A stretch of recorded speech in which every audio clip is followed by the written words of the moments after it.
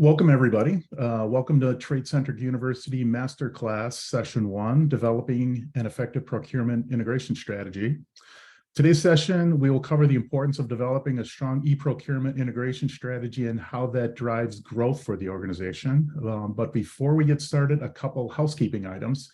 All of your lines are on mute right now, but we will have a Q&A session at the end. So please feel free to add your questions then or drop them in the Q&A box throughout the session. We may not get to every question, but if yours is not answered, somebody from TradeCentric will reach out after with an answer. We are recording the session just for your reference. So with that, I'll turn it over to our Head of Channel Development, Kevin Kazmaier, to introduce our special guest and start the class. Excellent. Thank you, Sean. Hello, everyone, and thank you for joining our exclusive Customer Masterclass Series kickoff. Today, I am really excited to be joined by my special guest, Mary Vigil, Digital Commerce Operations Leader from Waters Corp. I've had the privilege to work alongside Mary on two separate occasions in my career, and we've always talked about being able to share our e-procurement knowledge and strategies with anyone who wanted to listen. Well, guess what? You're lucky. That day has come, and I'm just looking forward to the next hour of what you're going to be able to learn from Mary's extensive experience in the e-procurement integration space.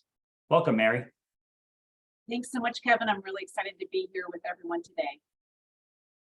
Awesome. All right, well, let's get to it. So before we get into a lot of the details, I want to start off by setting some context on a few numbers that you may or may not have seen or heard before. So B2B commerce revenue continues to grow at amazing rates. But what you don't really see in a lot of these numbers about B2B commerce revenue is that e-procurement is also growing at an even higher rate. And almost 60% of that 1.94 trillion number is generated out of an e-procurement system. But if you think about this slide and you look at a lot of these numbers, you hear these numbers all the time. If you could take one thing from this slide, it would be the last point. And this is the 2022 McKinsey study where they found that 90% of B2B buyers would buy from your competition if your digital capabilities could not meet their needs. Now, it's pretty powerful. And the interesting thing, and ironic that we have it on today's session, is that DC 360 just posted an article earlier this morning about a Forrester study that basically reinforces that number. The other interesting fact is that I get a chance to speak with B2B buyers several times a week, and I can also back up this stat because the conversations that I have with these buyers about replacing suppliers is they're looking for help. They're looking for integrated suppliers. They're looking for solutions, and they're looking for ways to meet their needs, to drive costs down, to drive resource time down. And they're looking to replace those suppliers that are unwilling to comply or meet their needs. So that's a little context. Let's actually talk a little bit about what we're going to be covering over the course of these webinars. So really, when you think about how do you get ahead of all those stats and everything that's happening out in this space, you know, successful organizations, they follow a path to e-procurement growth, and we like to call it the e-procurement cycle. We've broken it down into 5 steps, and these 5 steps helps organizations like yours identify what they need to achieve growth. Over the course of the webinar series, we're going to dive into each of these areas. But today we're going to specifically focus on discover. In the discover phase, we're going to cover 3 main areas. We're going to talk about customer discovery, which includes customer segmentation and understanding their requirements versus your capabilities. Creating an organization, including setting integration goals and the number of connections you can really support. And then finally, some onboarding best practices and your role in successful integrations and growth. So let's start looking at customer discovery. When you think about customer discovery, one of the biggest keys to creating and driving successful e-procurement programs is being able to segment and prioritize customers.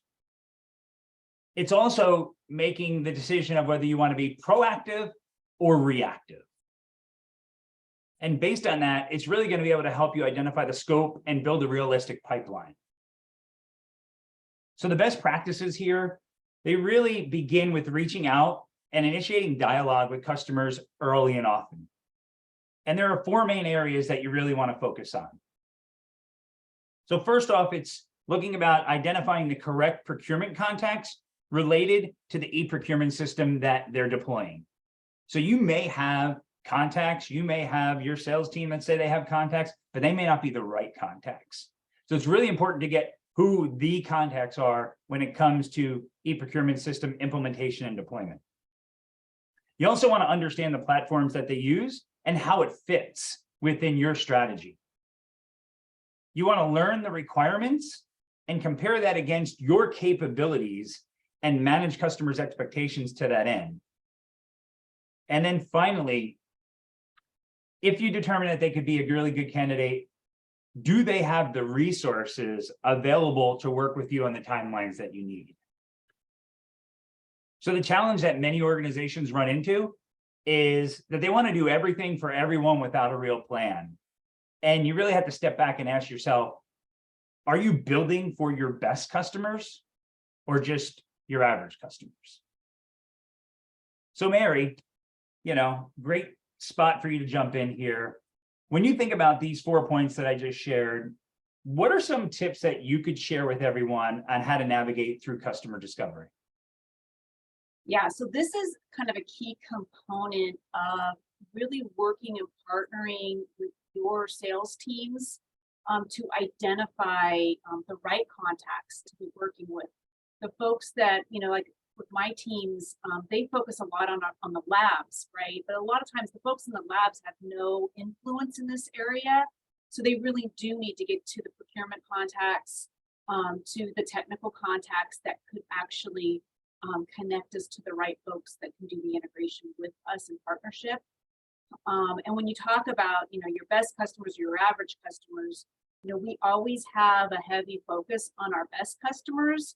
However, we also tend to keep an eye on those average customers to see what trends we see from them, and where we can pull from those customers into a larger pool to ensure that we're meeting everyone's needs.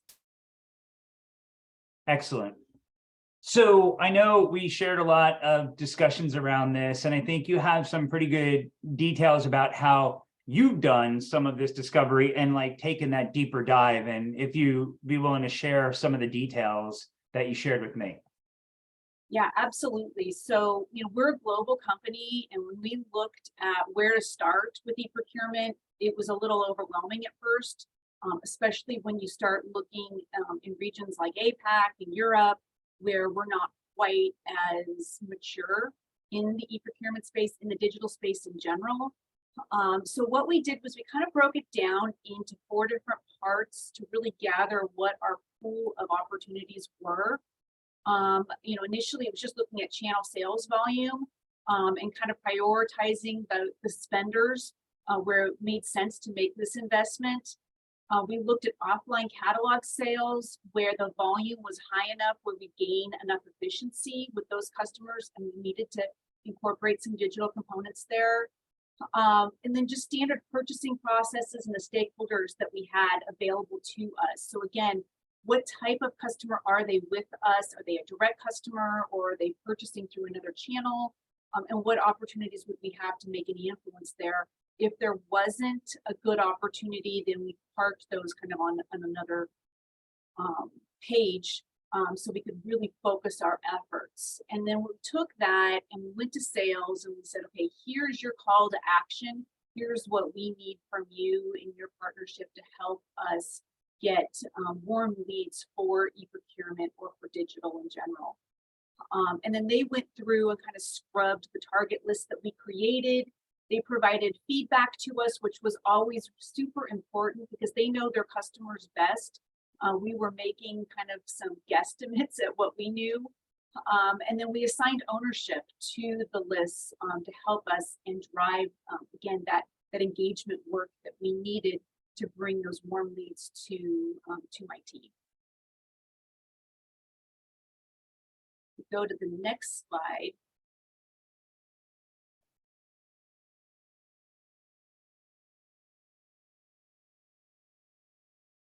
So I just want to ask you a quick question there, Mary. So if you know, before the session, we actually had an advanced question come in, and I just want to talk to Adam, who posed this question about what's a good strategy to engage customers to use Punchout.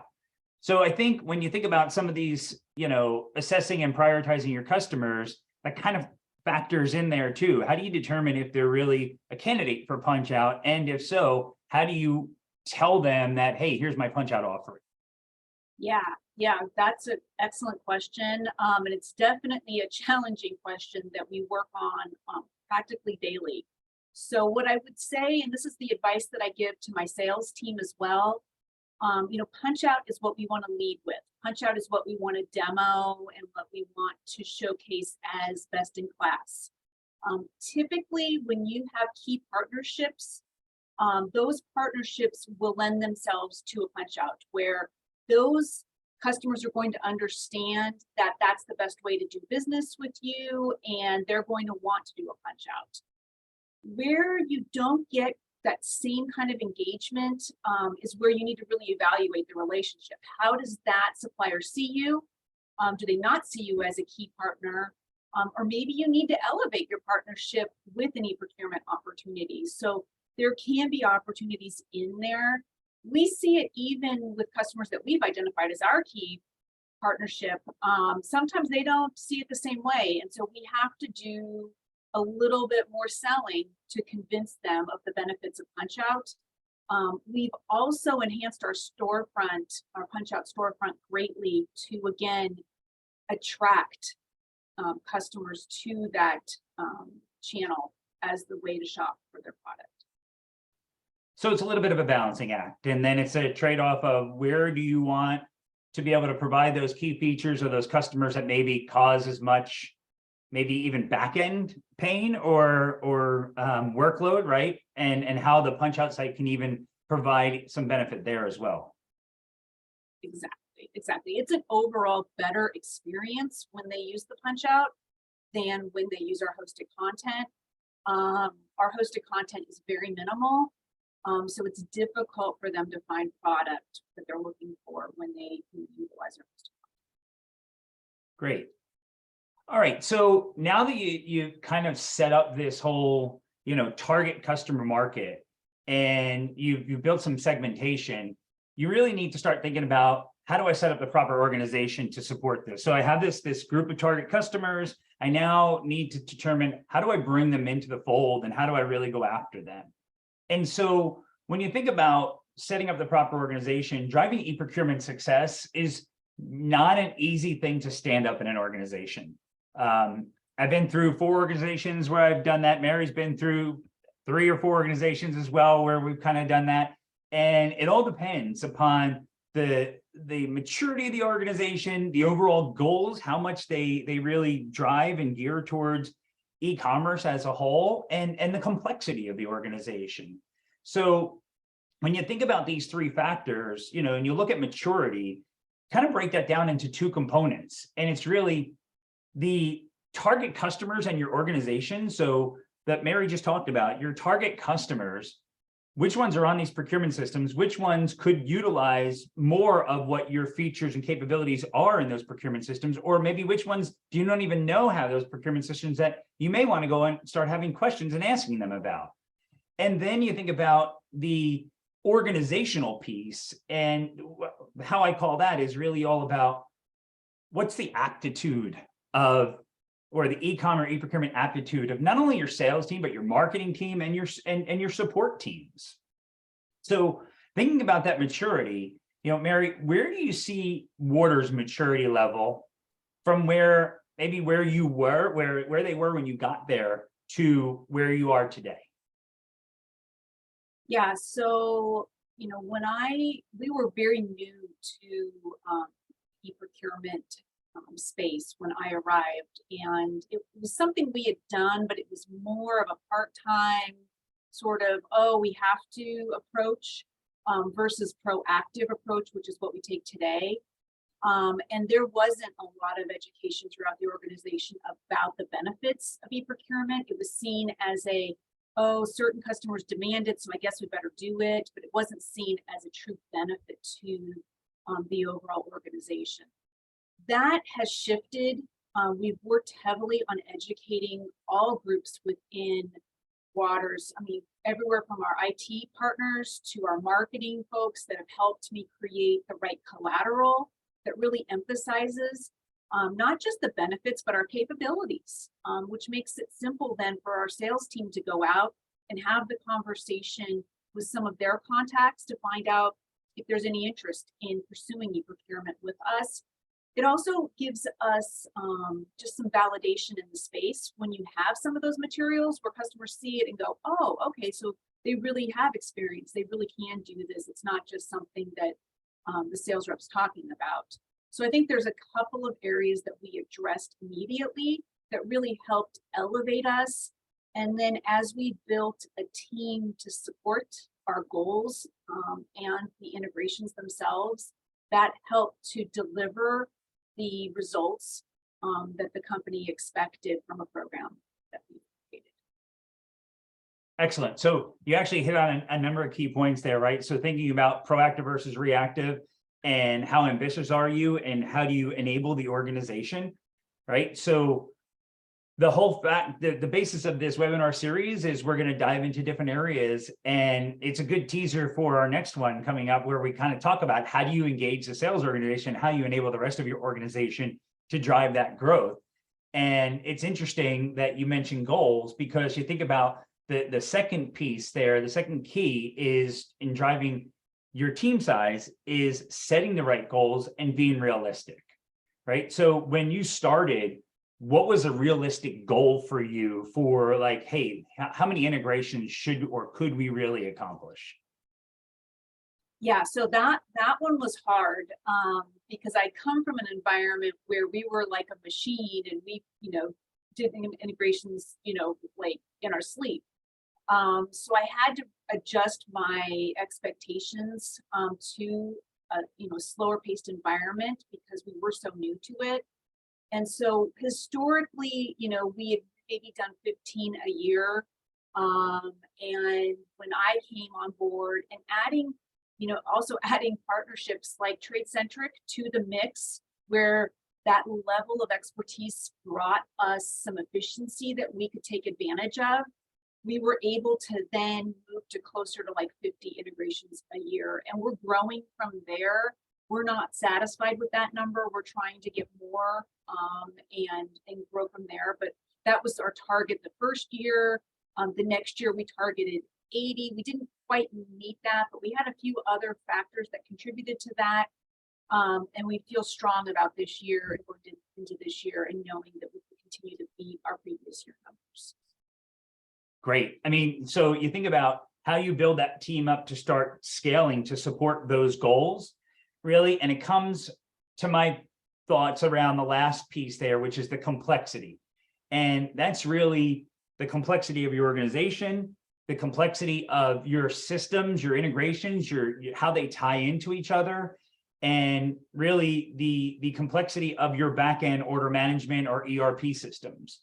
So when you think about that and you think about how many people you need in an org to be successful, it's this multi-factor. And so you think about what is my maturity level versus what are my goals, and then what's the complexity. So, you have like this 3-axis view, and then you have to determine from there, what are going to be the main focuses. So if you start at a very low maturity and a small goal, right, a low onboarding goal, you're probably only going to need a couple of resources, but they're going to spend more of their time doing internal education, customer identification, onboarding, and everything from soup to nuts. Whereas if you have an organization with a higher maturity level and everyone's ready to go and talk about it, your resources may be deployed for more adoption and targeting or co-selling with your sales team. So there's a lot of different ways you can go with that. But Mary, I wish if you could spend some time on this next one and sort of talk to what you did at Waters with setting up the roles to be successful. Yeah, so I took my previous experience and I sort of created a single role because we're a much smaller organization. We really just didn't have the head count that I had previously. And I looked at it from kind of 3 different angles. So the channel development was part of just an overall education strategy. And I list sales education, but this was really organizational education. We focused primarily on getting our sales teams up to speed on what they needed to know about digital. We targeted and we used the analysis that we pulled from our prior discussion to again help them be armed with the right information going into those conversations so they felt confident. And then also the adoption and what kind of traction were we getting from these customers that we had invested in, that we had already integrated with, and where could sales go out and help us again, maybe pull in another location into it, or pull in some users that still weren't quite using it, or maybe just weren't aware of it. We also paired that with our marketing material that we had created. So we had that marketing collateral, we provided that to sales. They were then able to go out with our punch out guide and say, noticed you haven't been using our punch out site. We've got this great handy, quick start guide to get you started on it if you had any questions. And again, it was just a way to start the conversation with the customer to see where the roadblocks were that maybe as to why they weren't using it.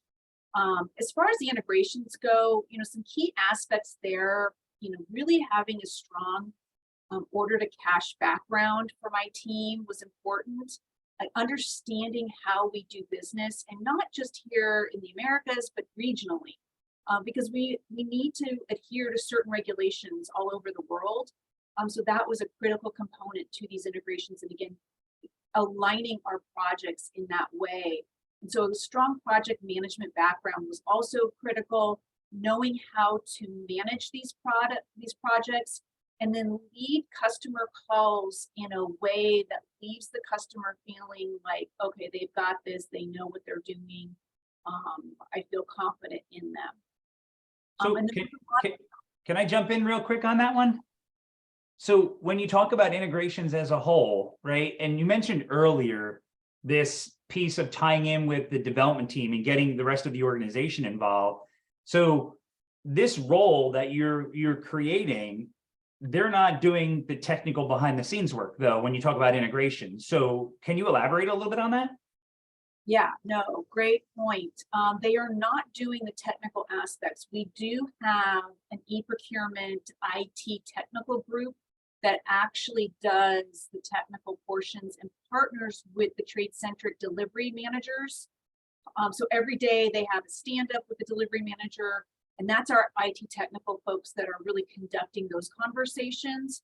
My team is conducting the project management, the testing. As we complete the mapping, if there's an order that needs to be processed, my team will do that. They'll also create the invoice for the outbound, but that's once the mapping has been completed, and that's between our IT technical resource and TradeCentric delivery. So that's how they kind of work in concert together to get it all done. So when you think about that org, they're from a development perspective and the teams necessary on the order side, they don't have all the build, I guess, tasks and whatever they need to do all the build piece, but they do still have a role, or they play a role in this because they're still working on the commerce side of things and building some other aspects, or tying up the loose ends, but it's probably not as dedicated as you would have seen in like a past role at some of the larger companies. Right, exactly. Yeah, they are conducting what we call the business aspects of the integration, and then the IT technical resource conducts the technical parts. They are also responsible for pulling all the required upfront, information that we need. So we have what we call a requirements document that's used to qualify the customer, but also to get all of the information that we need to then provide to our technical resource, who then again sends it off to the TradeCentric delivery manager to begin to build the map. any questions that come up, any problems that come up, any errors that my team gets while they're testing, that then goes back to our technical person who then relays that back to TradeCentric. But he's also doing some evaluation of what's going on to sort of translate that back to the delivery managers to exactly what we've done. Great. So then talk to us about the last piece about the strategy.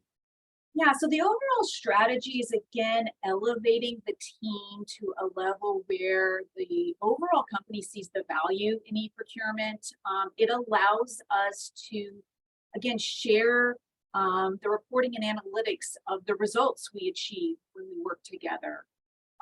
We talk about, the solution requirements and being able to, again, identify what's needed on future roadmaps. We talk a lot about, what should our RFP response be when we have a sales opportunity, and ensuring that our responses really do meet not only our capabilities, but again, highlight those capabilities in a way that helps potentially win the overall bid. Great. Well, thank you for sharing that, because I think it's pretty good insight into, some of the key pieces of how you can, I guess, take different tasks and roll them up into one specific role, but what that role would be focused on to drive that success. So if I could ask, how many, for you, how many did you start with, and what does that growth look like? Or how many do you really need to manage these projects?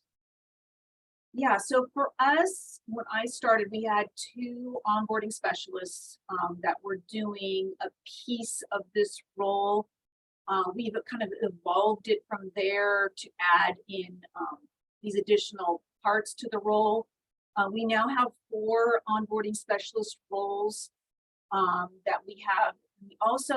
We work in an agile environment, so just to kind of add that into the mix, because we work in an agile environment with our IT technical partners, we also have a Scrum Master that's helping us stay organized and keep our work on track in conducting the different ceremonies that go with the agile process.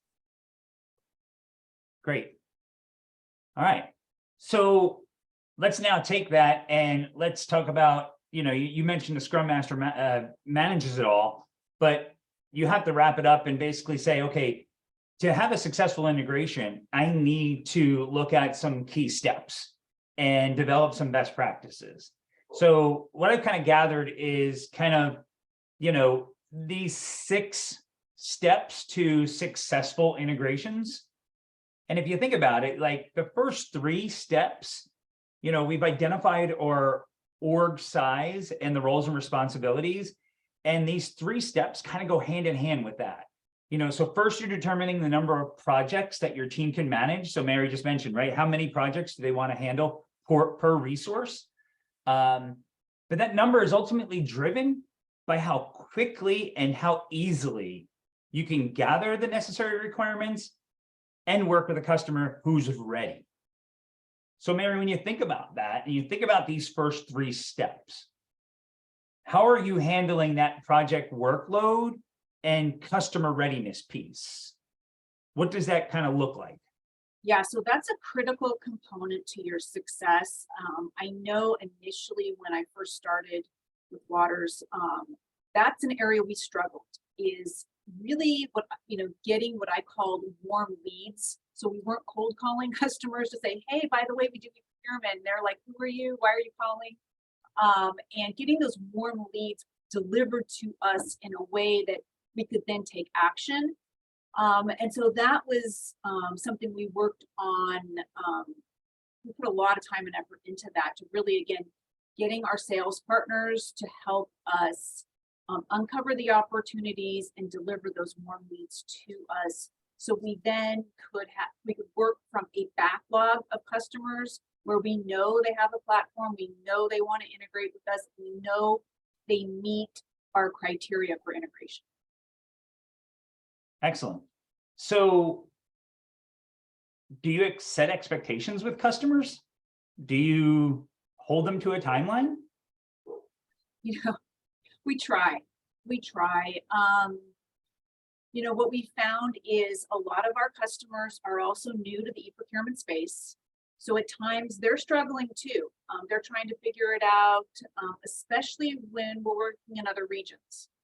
They're new to it, and they're struggling within their own ERP systems and problems that they're having. So it's been difficult to hold them to a timeline, but I will say that we do have certain expectations. And if we are hitting certain roadblocks with the customer, we will recommend putting the project on hold and picking it back up when they have the resources available, or when they, if there's some, additional requirements that need to be updated or enhanced.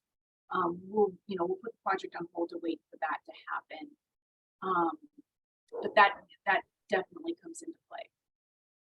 Interesting. So do you tell the customer up front when you're, I guess, setting and managing that expectation? So you think about the next two steps there, right? So you have your implementation team ready, you're talking about a timeline, and now you've identified, hey, here's what this timeline is.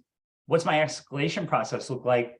Do you set that up front and tell them that, hey, I need these resources when I need these resources, and the threat that you could put them on hold? And what's kind of the reaction to that? Yeah, so I think we approach it more from, we like to work, we work projects in, depending on the scope, again, 8 to 12-week increments. And so we, right at the kickoff call, we'll pretty much say, here would be the 12-week mark, here's the 8-week mark, are you equipped, or are you able to accommodate that timeline? And if not, is there, what should we do? Should we wait? Should we shift the dates? What should we do to accommodate you? I know we've had customers say, well, we're going to be in a blackout period during whatever weeks, so we need to extend it. So they've been upfront with us, and we'll accommodate it. We're open, but we don't want to get into these cycles where projects are lingering. We really are trying to monitor our days of integration. Do you set a cadence with those customers, or like how do you manage through those projects? Yes. We love to have weekly calls to stay on track and on target, to ensure that if there have been emails in between those calls, we go through and ensure we have answers to any of the questions that have come up. Not all customers are excited like we are about having a weekly call, so we do need to check and adjust as we can. What we find is that if we don't have a weekly call, and we agree to a bi-weekly call, or even no calls in some cases, eventually the customer does come around to realize, no, we need to have calls, we need to have more communication, that it just can't be done without that, and the project just doesn't move at the right pace. So basically, it's not like a snap your fingers or wave the magic wand and it's done. There's a process that you put to this, right? And you engage your customer. So ultimately, you own the relationship. We help make the connections behind the scenes, but what else do you do from a testing and making sure that it's successful?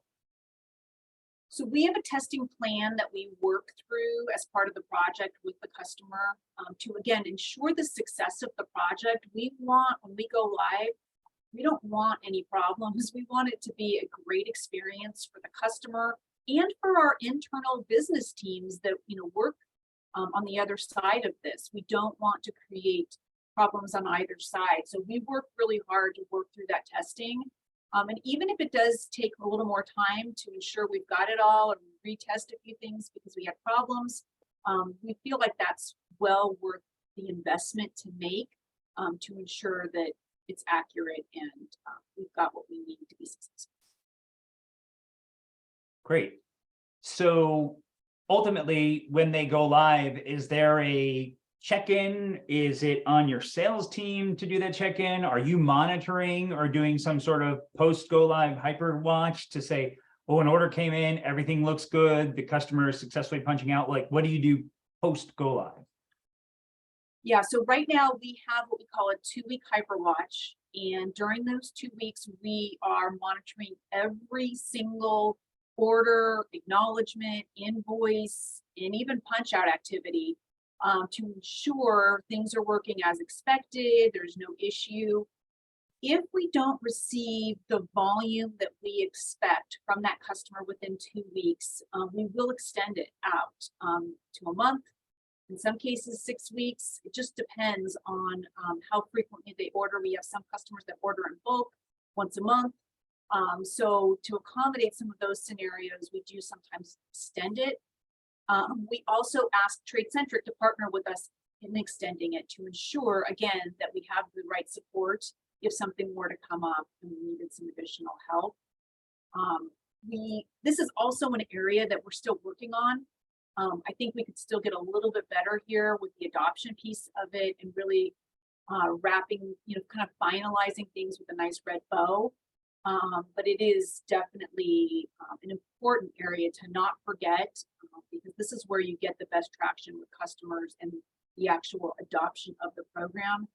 If you're not out communicating with a lot of your buyers, a lot of times they just, oh, I didn't know the catalog was now available on Ariba. I should have looked. And so sometimes it's just a quick little touch base. And as I tell my sales teams too, it doesn't hurt to just ask them to show you what it looks like in Ariba so they can ensure that it really is there and everything looks good and they have access to those catalogs that they need to be ordering from, because sometimes it's an access issue. Okay, and the integration specialist is the one that's doing that post-go live, or is there a separate team that does that? So we are doing the HyperWatch. We are working with sales to build their skill set with the adoption piece. Okay, excellent. Which is, again, a good lead into our next webinar where we talk a little bit about getting those sales team engagement. So this is great stuff. It really, I think it's a good insight into how you're doing it at Waters. But if you were to compare how you're doing it at Waters with a partner versus how you've done it in your past on your own, how would you compare that? I mean, because I think in the past, we've been in similar organizations. There's this huge team that's been involved. And now it seems like you're doing it with different resources, but they're really focused. Yeah, absolutely. I think the critical component to the success is really working with a partner, or if you have an internal team that is experienced in eProcurement. And it's that experience that's critical to being successful. A lot of folks don't have the experience, but think they might, or they're trying to learn it as they go, which makes it a little bit harder to see success quickly. Okay, great. All right, so moving along, I won't spend a lot of time on this slide, but just to give you a little bit a chance to call out anything that you really think is important for everyone to know, because you're 2 years into this role. What are some of those results that you've seen to date based on everything that you put in place? Yeah, so I think some of the biggest things that I'm the most proud of is we really see a strong adoption rate right out of the gate. So when customers go live, really on average, we get about 70% adoption. So there really isn't a lot of heavy lifting that our sales team needs to do to grow that even further. A lot of it is just happening naturally. Our customers immediately recognize it and adopt it and start using it. And then we've been highlighting pretty heavily the growth that we see when customers use the eProcurement channel, and the growth that we see in our business, just the nature of using a digital channel to buy. Okay, so so basically, a lot of the growth is that depended on what we started off with, you identifying the right target customers, and not just doing. I love this term because I heard it in a previous role, the spray and pray. Just hoping that someone, crossing your fingers that it's going to hit the right people because it's good for you, but it may not be good for them. Exactly. And this is an investment. We're spending money on each integration. And so we want to ensure that we're getting that, at least, in some way, that value back. Great. All right. So I appreciate you sharing what you've done so far today, Mary, but we're going to now give you some opportunities to answer some questions from the audience. So Sean, I'll let you take it from here. Great. So we've got some great questions submitted through the webinar.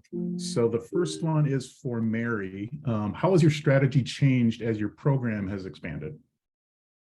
Oh, that's a great question. So it's changed considerably. I think part of what's influenced that change is our leadership and how they view us. Early on, it was all about revenue. Tell me more about the revenue. How much revenue are you going to bring me? And now it really is about the value and the efficiency that the organization is seeing from the work that we're doing. So I'd say today our strategy is less about revenue, although it's always important, more about efficiency and delivering a great customer experience. Great. Another question, are your 4 resources dedicated to punch-out implementation, or are they shared with other methods of onboarding as well? So the 4 resources are dedicated to eProcurement integration. They do anything from punch out through to invoice. So if a customer wanted to do punch out, purchase order, acknowledgement, and invoice, they would lead that project for that customer. So they do all of it, yes. Okay. Next question for Kevin. We've been stuck with a small number of integrations for a few years. Does TradeCentric offer any help with identifying what customers are the best fit for us? It's a great question. And if you stay tuned at the last couple of minutes, I'll actually talk a little bit about, because it's it's in our tip of the month, where we do have, it's actually my team where we work and help some of our customers identify potential targets out there. So I'll share more in a little bit, Sean. Okay. This question is for either of you.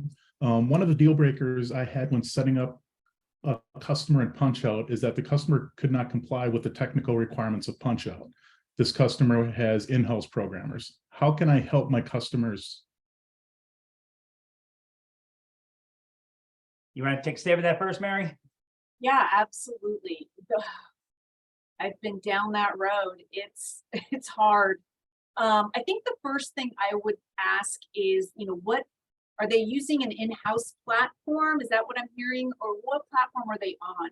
It sounds like they're maybe not on a common platform or a platform that's using standards.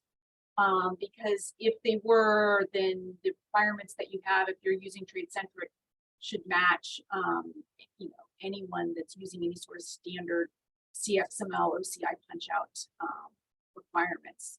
So it's hard, and I know sometimes they want you to be like their expert. What we try and do is sort of shift the conversation to be less about what we can't do and more about what platform are you on.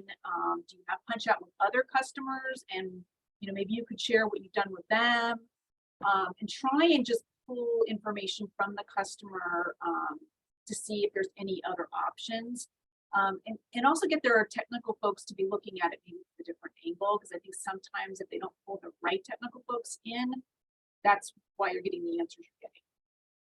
Great, thanks, Mary. Another one for you, Mary. What role do other departments play in building a strategy and team at Waters?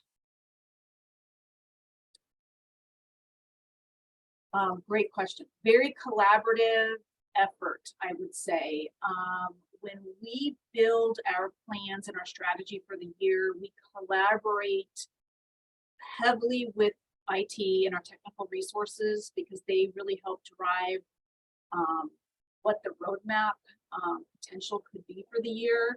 Of course, I'm trying to always insert more into it than maybe we have bandwidth for.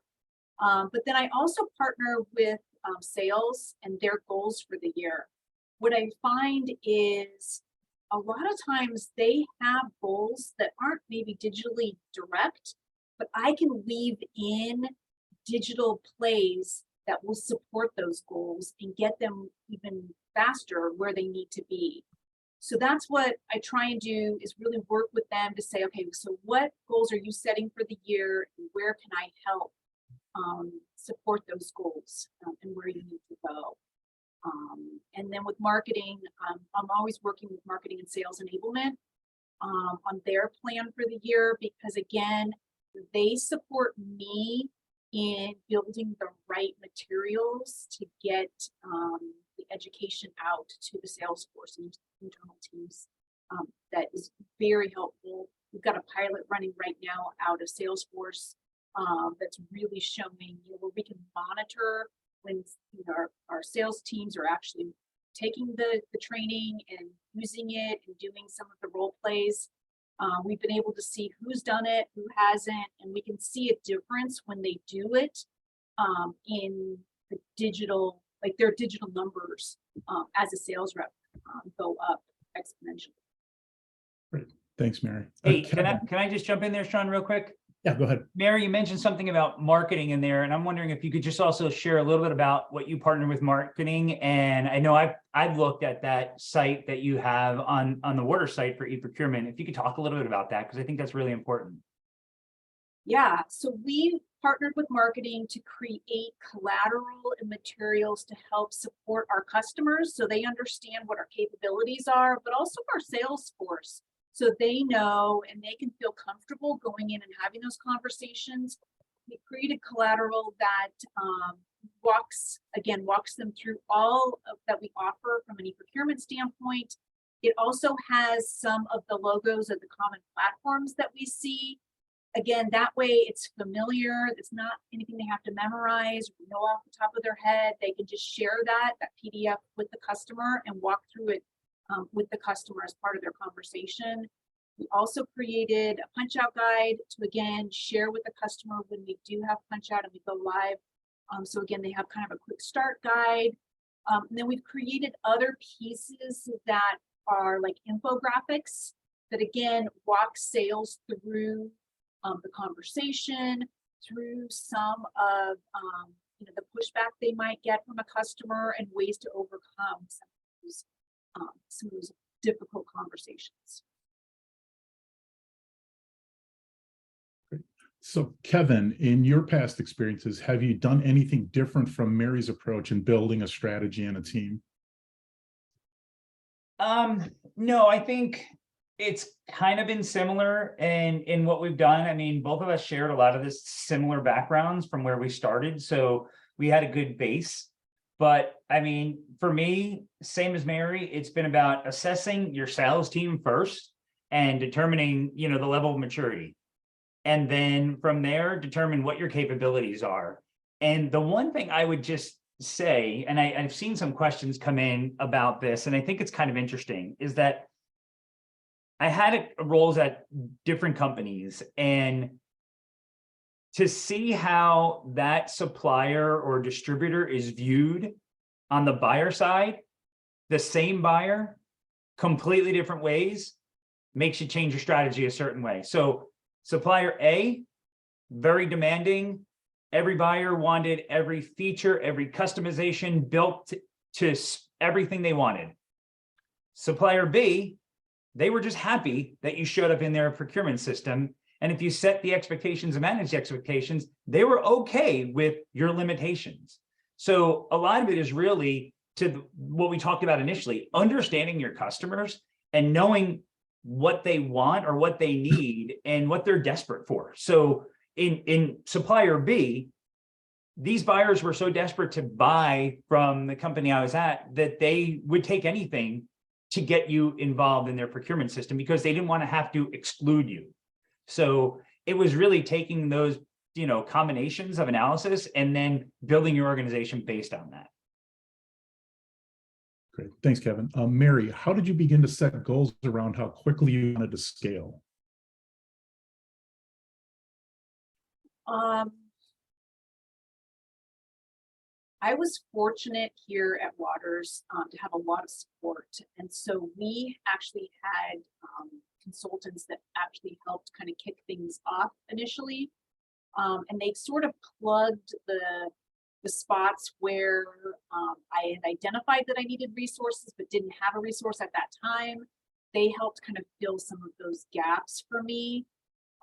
Once I had sort of that vision with them in the role helping, it was easy then to see that, yes, that was the role that I needed. And I think leadership could see it as well. And that's when we started hiring toward those roles for permanent employees. Other places that I've been, it's been a little more laid out where the need was just met. I mean, we saw the need, we knew what had to be done. We've taken a similar approach in my past, and it wasn't quite as new as it was here at Waters.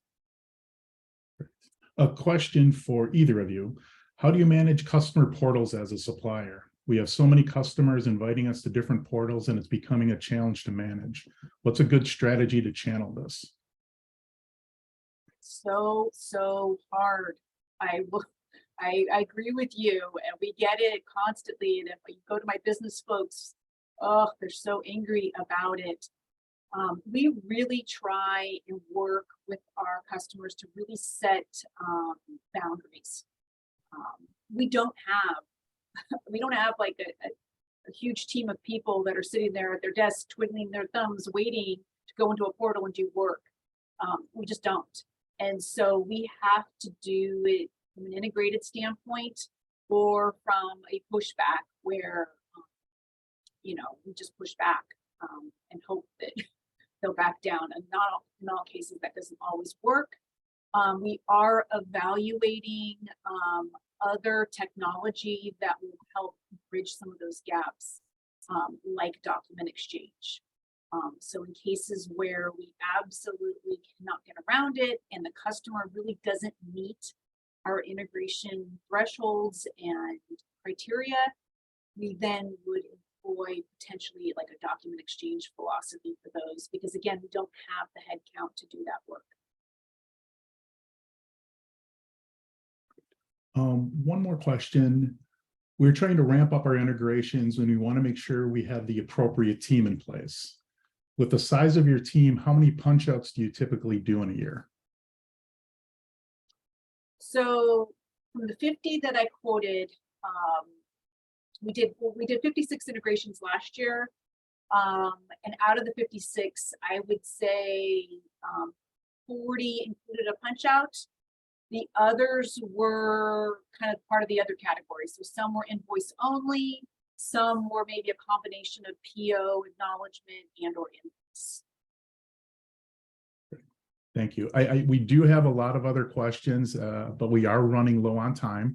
So anybody's question that was not answered, you can either send them to me or send them to your CSM, and we'll follow up and get you the answers to your questions. With that, I'd like to turn it back over to Kevin for some closing remarks and to talk about the rest of our webinar series. Great. Thank you, Sean.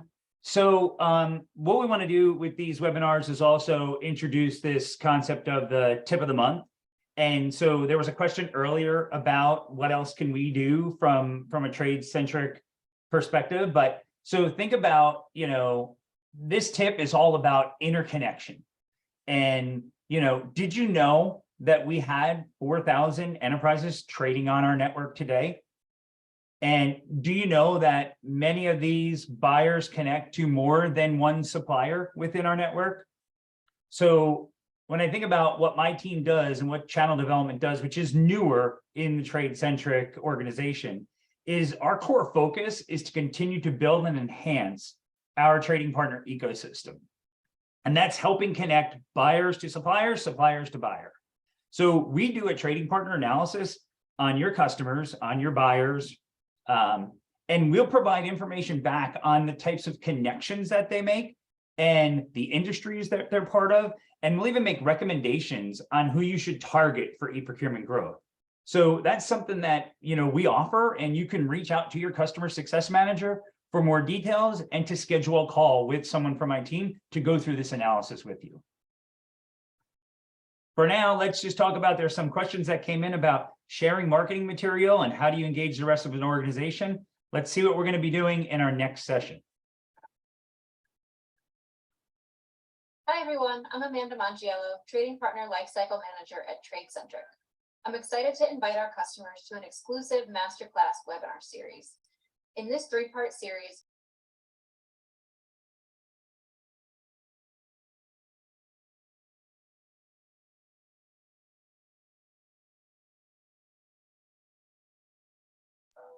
we'll cover educating internal teams on how to drive growth, equipping sales with the right tools to better engage potential customers, and sharing success and value across your organization. I hope to see you there.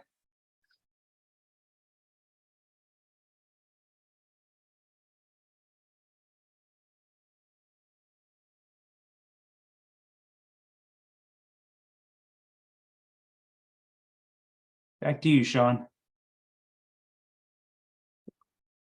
Well, thank you, everybody, for attending, and we look forward to you at our next webinar coming up in a couple weeks.